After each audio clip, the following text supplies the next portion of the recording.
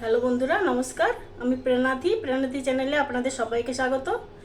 আজ আবার আমি নতুন রেসিপি নিয়ে এসেছি আপনাদের সামনে। আজ আমি বানিয়ে দেখাবো ছানা পটলের কালিয়া। পটলগুলোকে ধুয়ে এরকম করে কেটে নিয়েছি, দুই দিকে কেটে নিয়েছি,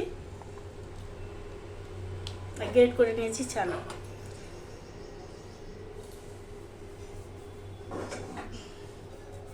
এবার একটা কড়াই চাপিয়ে নিলাম।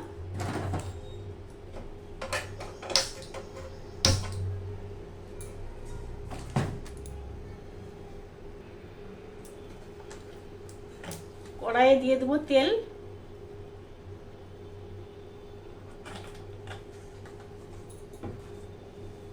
তেল গরম হলে আমি পটলগুলোকে ভেজে নেব।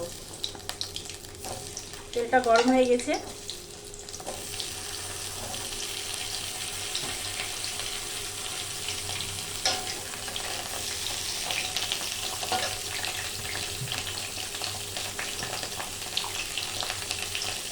দিয়ে দেবো লবণ,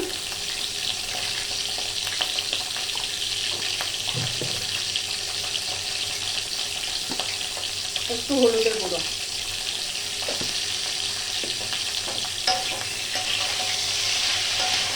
দিয়ে লাল করে ভেজে নেব।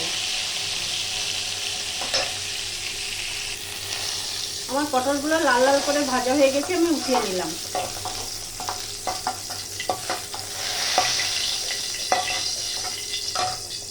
ওই তেলের মধ্যে দিলাম একটা তেজপাতা, একটা শুকনো লঙ্কা, জিরে আর দারচিনি আর কালো মরিচ।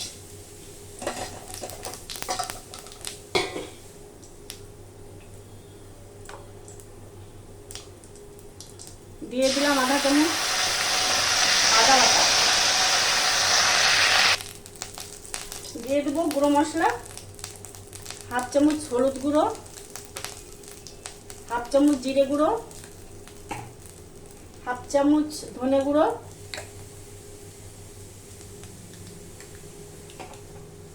আর হাফ চামচ লাল লঙ্কার গুঁড়ো। একটু দিয়ে দেবো জল যেন না পুড়ে যায়। ভালো করে কষিয়ে দেব। তেল ছেড়ে এসছে, আমি এই পনিরটাকে দিয়ে দেবো। আমার কাছে ছানা ছিল না, পনিরটাকে গ্রেট করে রেখেছিলাম আমি। আপনাদের কাছে ছানা থাকলে ছানা দিতে পারবেন। এবার আমি দিয়ে দেবো পটল, ভালো করে কষিয়ে নেব। দিয়ে দেবো 1 কাপ দুধ। এটাতে আমি জল ব্যবহার করবো না, দুধেই হবে।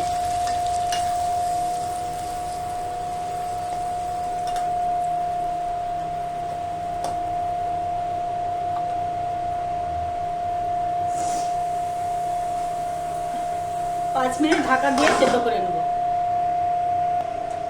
5 মিনিট হয়ে গেছে, আমি ঢাকাটা খুলে দেবো।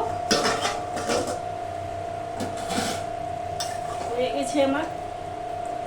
দিয়ে দেবো স্বাদ মতো লবণ। আগে লবণ দেওয়া ছিল, অল্প একটু দিলাম। মিষ্টি মিষ্টি হবে রান্নাটা।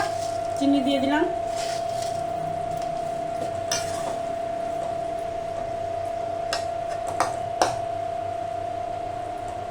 একটু ফুটতে দেবো।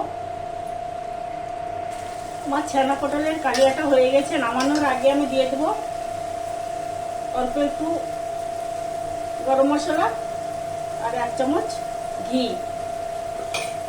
এই আমার হয়ে গেছে।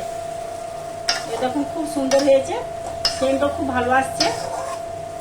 রুটি, পরোটা, ফ্রাইড রাইস, পোলাও সবের সাথে খাওয়া যায় এই রান্নাটা। গ্যাস করে দিলাম অফ।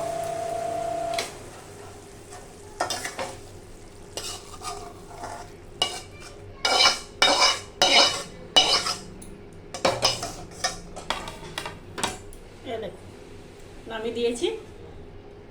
ভিডিওটা ভালো লেগে থাকলে সাবস্ক্রাইব, লাইক আর কমেন্টে জানাবেন কেমন লাগলো। Thank you.